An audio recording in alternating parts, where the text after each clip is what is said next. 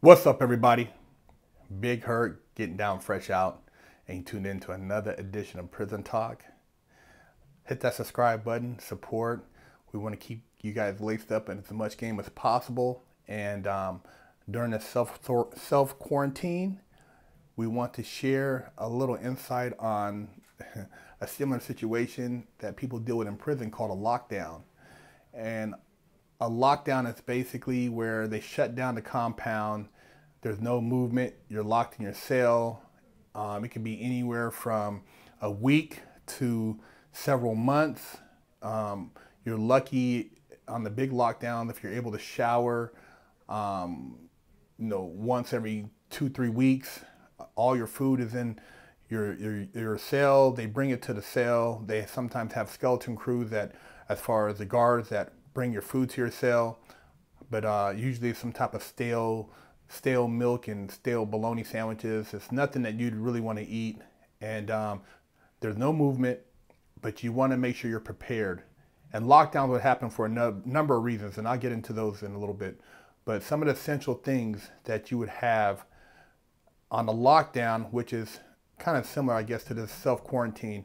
And I tell you right now, I never thought in my wildest dreams that I would be experiencing something like this on the streets. I never imagined. I've read a lot of crazy stuff, but this still blows me away. But anyways, top ramen. Usually this was a staple that you want to keep in your cell, in your locker, so that you would always be ready. You know, a couple cases of these, and you'd ration them out, maybe one a day. And this was like having gourmet. You take this, maybe you take the bologna they passed around, you chop it up, and you cook with the water from your sink. And mind you, the water from your sink doesn't get very hot. And the reason I'm doing this in the bathroom is to show you a perspective of how much room you had. Like, my bathroom was bigger than the cell I was in at Lompoc. You know, the cell at Lompoc, one person had to get on a bunk for the other person to get down. There was no room. You couldn't stand shoulder to shoulder, side by side, and even, it wasn't happening. You had to stand behind each other, and the toilet was, right here. So if you want to talk, one person sit on the toilet, one person on the bunk, or you both on the bunk and you talk. But that's how it worked. But your sink water was what you used to cook with. So you would take a top ramen and basically put it in some water in your cup or your bowl and let it sit for like an hour. And after that hour, with the bologna in there with the top ramen, you would drain the water, and that would be your meal. So you would eat out of this cup with some soggy top ramen and be happy as hell to have something outside of what they brought as far as the sack lunch.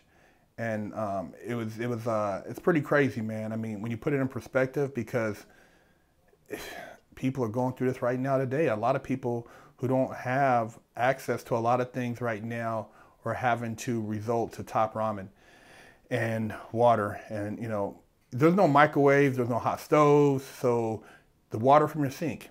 Now, this serves a dual purpose, this cup.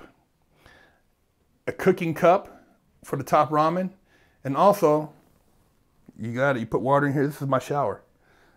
I lay down a towel on the floor, and I get some water, and I pour it over myself, and I wash up.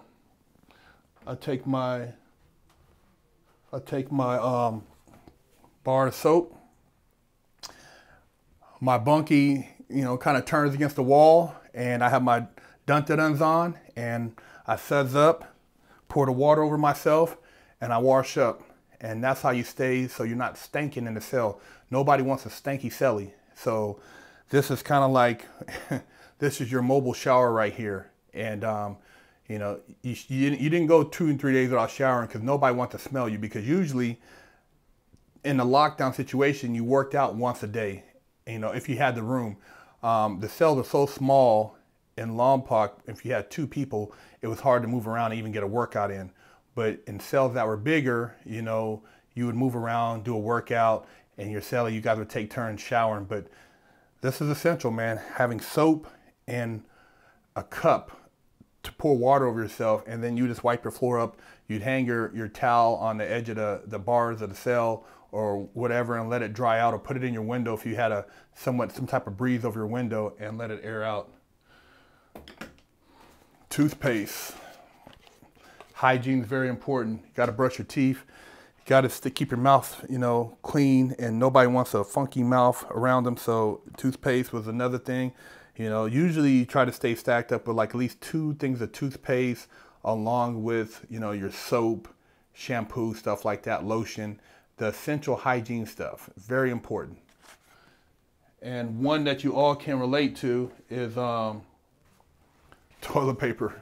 You had a couple rolls, and the cool thing about it was the guards would come around and take rolls of toilet paper if you had too many. So you would be lucky to have 2 rolls of toilet paper each per person. So 4 rolls, and that would have to last you. And now every other week they would come around and pass out 2 rolls. And you want to go down there and make sure both you and your cellie got the rolls that you were covered. So, not to cause pandemonium, but toilet paper was very important in prison for wiping your ass. But, if it all came down to it, you could use a washcloth and soap. So these are some of the essentials that were required to survive a lockdown in prison. And there was always an objective of the lockdown. It could be a riot had happened, or it could be just they decided to lock it down because of some particular scare. Maybe somebody got sick and they were trying to isolate the sickness so it didn't spread across the compound. It could have been a situation where they brought somebody to a particular prison because maybe the prison was operating perfectly. They had weights, they had, weekend events, festivities, and it was just great. And this warden that came in, he didn't like that. He didn't like the way that everybody seemed too happy. Everybody was enjoying themselves, it seems like. He wanted to make it look like they were doing time. So he created a scenario. He brought another person in from a different clique that wasn't with the dominating clique of the compound. And this particular person, being a shot caller, he knew that it was going to cause a situation, which it eventually did once they found out who this person was, because they always do, and a riot ensued. After that riot, after the lockdown, there were no weights. They took they put more barbed wire around the compound. They took away a few other things as far as I think the microwaves, and that was the game plan. So there's always an end game to these lockdowns, man. And I remember being on lockdown. This was at Sheridan, and they actually made you go to breakfast, but they had people in ninja outfits with guns pointed at you while you walked to chow and walked back so that you could see the show of authority. What does that mean? You tell me.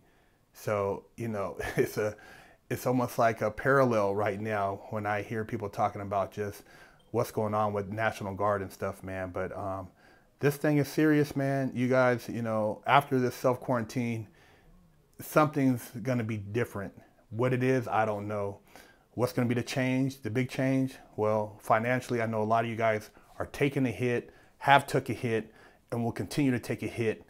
And, it's just, like I said, it still blows me away because I've read a lot of books while I was incarcerated, and I tried to adjust my mind when I got out to not really buy into a lot of the things I read, thinking it was far-fetched, but it's not so far-fetched now. So while you're on a self-quarantine, take the time to educate yourself, to spend time with your family, to enjoy your loved ones, and to be spiritually strong so that you could come out of this and not be as shaken up as, a lot of people, because this is really like a lot of people, they're never going to be the same as far as financially or just mentally, after dealing with a situation like this. So this is Big Herc, fresh out Prison Talk.